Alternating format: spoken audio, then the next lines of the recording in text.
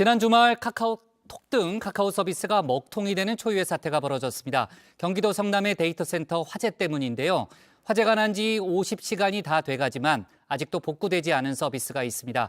그런 만큼 시민들의 불편도 이만저만이 아닌데요. 이번 사태로 카카오의 시장 독점 체제에 대한 지적, 정치권을 중심으로 나오고 있습니다. 관련 소식을 유한울 체커가 전해드립니다. 네, 5시 하면 다정의 정의원들의 뉴스 큐레이터 울체커입니다. 월요일의 뉴스픽5 바로 시작하겠습니다. 네, 오늘 준비한 소식은요. 카카오 재난, 독점의 민낯, 24시간 스탠바이, 무력 통일, 하루 전 재구속으로 잡아봤습니다. 정 의원님들 지난 주말 즐겁게 잘 보내셨나요? 저는 금요일에 예고해드린 대로 부산 여행 아주 잘 마치고 돌아왔는데요. 마지막 픽은 유체커가 할 거예요? 네, 제가 하려고 합니다. 네, 보랏빛 부산입니다. 방탄소년단의 부산 콘서트가 하루 앞으로 다가왔습니다. 이번 콘서트 2030 부산 세계 박람회 유치를 기원하는 콘서트죠. 콘서트 전후로도 다양한 이벤트를 준비해서 부산 전역을 축제장으로 만든다는 계획인데요. 저도 어렵게 이 대열에 합류한다는 행복한 소식도 함께 전해드립니다. 부산영화제에 이어서 2주 연속 또 이제 부산행이네요. 갔다 와서 좀 얘기를 좀 들어봅시다. 네, 부산에 도착하는 시간 10월 15일 낮 3시 57분입니다. 보랏빛이 넘실거리는 부산역을 빠져나와서 BTS 콘서트 장소로 가는 택시 급하게 잡아탔는데요. 나이 지긋하신 택시기사님 갑자기 본인 핸드폰을 건네주시는 겁니다. 카카오 택시 앱이 먹통이라 좀 봐달라는 부탁이었는데요. 친절한 울체커 요리조리 살펴봤지만 데이터 문제 아니었습니다. 결국 원인 찾지 못하고 다시 돌려드렸는데 잠시 뒤 이런 내용의 기사가 뜹니다. 오늘 오후 3시 30분쯤 카카오 메신저 기능에 장애가 생겼습니다. 메시지를 보내거나 받을 때 시간이 오래 걸리다가 결국 전송되지 않게 됐습니다. 메신저 기능뿐만 아니라 카카오페이 등 카카오그룹 계열사의 다른 서비스 기능도 제대로 작동하지 않았습니다. 네, 바로 카카오 먹통 사태. 원인은 경기도 성남시에 있는 SK CNC 데이터 센터의 화재였습니다. 카카오와 네이버, SK통신사가 데이터를 관리하는 시설이었는데요. 오후 3시 33분 지하 3층 전기실에서 난 불은 밤 11시 45분에야 완전히 꺼졌습니다. 경찰과 소방당국은 주말에 이어 오늘 오전 2차 합동 감식에 돌입했습니다. 그 결과 지하 3층 배터리에서 갑자기 스파크가 일어나는 모습이 CCTV에 포착된 걸 확인했는데요. 이 배터리 수거해서 정밀 감정할 계획입니다. 이번 화재로 부산에 쌓여질 불편은 이어집니다. 지금으로부터 약 1시간 전 발표로 멤버들의 군입대전 마지막 완전체 콘서트가 된 공연. 그 역사적인 순간을 약 2시간 동안 잘 눈에 담고 나왔는데 여전히 카톡은 안 됐습니다. 서로 멀리 떨어져 앉은 제 일행과 다시 만날 생각을 하니 아찔했는데요. 알고 지낸 지 10년 가까이 돼가는 친구인데 저희 그날 처음으로 문자를 주고받았습니다.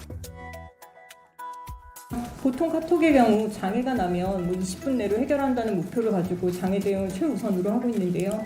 현재는 워낙 서버의 손실량이 커서 조금 장애 대응이 지연되고 있는 점, 이용자 불편 끼쳐드리는 점 굉장히 죄송하게 생각합니다. 네, 그렇게 다시 만난 친구와 택시를 불러보자 했지만 카카오 택시 앱 여전히 먹통이었고요. 저와 같은 불편 이미 전국에서 모두들 겪고 계셨죠. 토요일 저녁 택시 기사님들도 난감하기는 마찬가지였을 겁니다. 내비도 안 되고 택시도 안 돼가지고 옛날로 돌아간 것 같아가지고 너무 불편했어요. 절반 이상이죠. 뭐 거의 한 70%죠. 지금 2명 태웠어요. 6시에 나와가지고 콜이 전혀 안 들어오니까 지금. 네, 다음 날에도 카카오톡 여전히 먹통이었습니다. 메시지까지는 주고받게 됐지만요. 제가 우리 운영진들한테 간밤에 찍은 콘서트 사진 좀 보내며 한껏 자랑 좀 해보려고 했는데 안 됐습니다. 그러는 사이 카카오톡 엑소더스 행렬도 이어졌는데요. 주말 사이 다른 회사 메신저에 새로운 친구가 추가됐다. 이런 알림 많이들 받으셨죠. 이 메신저 물 들어올 때 노를 열심히 젓는 모습도 보여주고 있는데요. 텔레그램 등으로 옮겨가는 사람들도 부쩍 많아졌다고 합니다. 사진을 보내려고 해서 인스타 DM을 많이 썼거든요. 혹시 이런 일이 또 발생하면 그냥 긴급하게 원활하게 쓸 수 있는 메신저로 라인을 이번에 새로 깔았어요. 네, 그나마 제가 부산에서 겪었던 불편은 소소한 축에 속합니다. 카카오 사용이 생계와 직결되는 분들이 있죠. 하필이면 판촉 행사가 예정돼 있던 기간이라 대목을 놓쳤습니다. 뭐 거의 하루 정도가 통으로 비어졌으니까 사실 이제 둘째 날이 좀 매출이 일반적으로 많은 편이거든요. 다른 업체들은 모르겠는데 일반적으로 그런데요. 이제 그 둘째 날 매출이 많이 비었으니까 아무래도 예상되는 매출의 한 30-40% 정도는 빠져나갔다고 보면 될 것 같아요. 네, 그리고 이 카카오가 삶의 문제와 직결되는 사람도 있습니다. 바로 코로나에 걸렸는데 급하게 병원으로 옮겨져 치료를 받아야 하는 환자들입니다.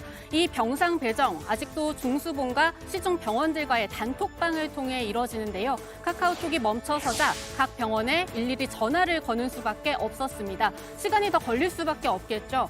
여기에 만일 이번 사태 평일 한낮에 벌어졌다면 국민비서, 국비 같은 정부 민원 서비스에서도 큰 혼선 빚어졌을 겁니다. 이 정도면 사실상 국가적 재난으로 봐도 무방할 것 같습니다. 실제로 윤석열 대통령을 비롯해 정치권에서도 전 정부적인 대응 주문했습니다.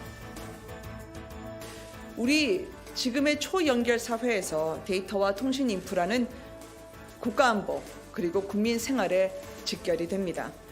온 국민이 사용하는 인터넷 부가 서비스 카카오톡은 한두 시간이 아닌 장시간 중단되는 사태로 국민들의 큰 불편과 피해를 끼친 것은 주지의 사실입니다. 특히 네트워크망 교란은 민생에 상당한 피해를 줄 뿐만 아니라 유사시의 국가 안보에도 치명적인 문제를 야기합니다.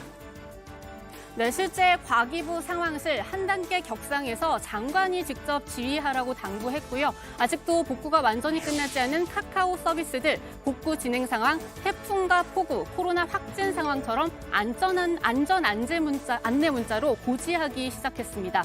이렇게 사태를 엄중하게 보고 있는 만큼 정치권에선 카카오의 확실한 보상도 벌써부터 주문하고 나섰습니다.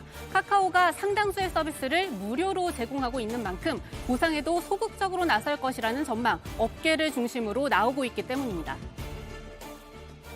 카카오는 그 무료 서비스를 통해서 많은 수익을 지금 창출하고 있거든요.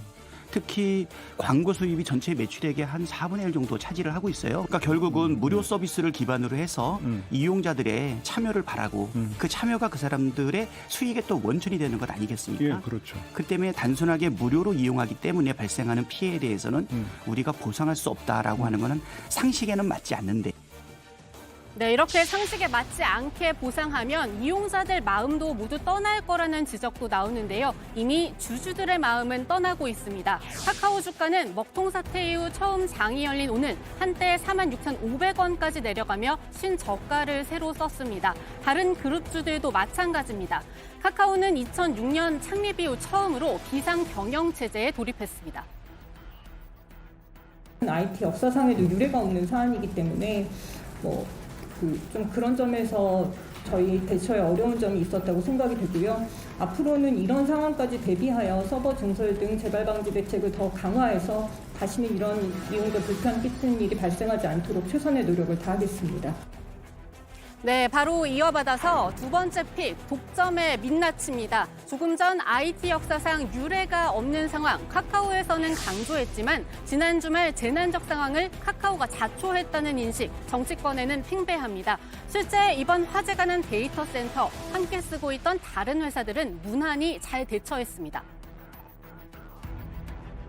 카카오가 이중화를 했다고 하지만 실제 이중화가 잘 됐으면 이렇게 복구가 지연될 일이 아니지 않습니까? 데이터는 백업을 다 해놨습니다. 문제는 데이터가 아무리 있어도 그것을 그 진행자께서도 만약에 외장하드 했다 하더라도 그 사진을 읽을 수 있는 프로그램이 있어야 될 거 아닙니까?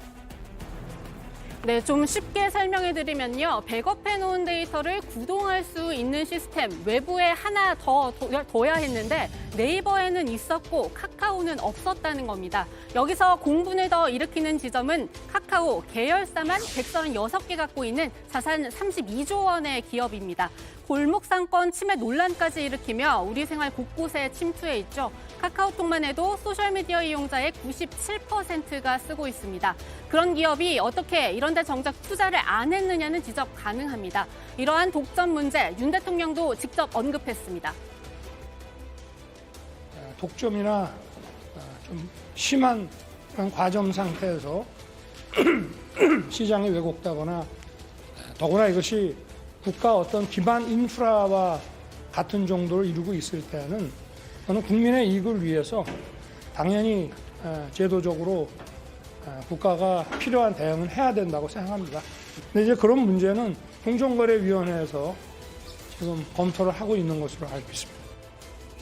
네, 초연결 사회에서 기업의 민낯이 드러났다. 민주당 박홍근 원내대표는 이렇게 표현하기도 했는데요. 국회 과방위는 김범수 카카오이사의 의장과 홍은택 카카오 대표 24일 과기부 종합국정감사에 증인으로 부르기로 했습니다. SK와 네이버 임원들도 함께 부릅니다. 우리 선조들은 문화재를 분산 보관했습니다. 조선왕조 실록도 4곳에 보관했거든요. 정작 21세기 문명국가 대한민국 IT 최첨단 국가에서 조선시대에도 했던 그런 원칙들이 지켜지지 않았습니다. 과방위에서 할 수 있는 모든 조치를 다 하겠다는 말씀을 드립니다. 네, 정치권에서는 이와 함께 데이터 센터를 국가 재난관리시설로 지정하는 법안도 추진합니다. 20대 국회에서 추진하다가 법사위에서 막힌 방송통신발전기본법 개정안입니다. 당시 해당 회사들의 항의, 더 나아가 로비 때문에 유야무야됐다는 말도 있는 만큼 여야도 책임에서 자유롭지 못하다는 비판 나옵니다. 해당 회사들이 과도한 이중규제라는 항의 때문에 21대에 다시 논의하기로 하고 폐기된 바가 있습니다.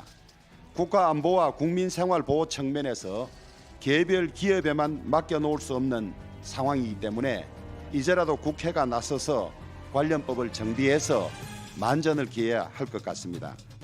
네, 이번 국회에선 제도적 보완책 제대로 만드는지 다정회에서 계속 지켜보도록 하고요. 네, 오늘의 뉴스픽은 여기까지입니다. 초유의 사태인 만큼 넘치게 준비할 수밖에 없었는데요. 3, 4, 5픽도 들어가서 알차게 전해드리겠습니다. 뉴스픽 5였습니다.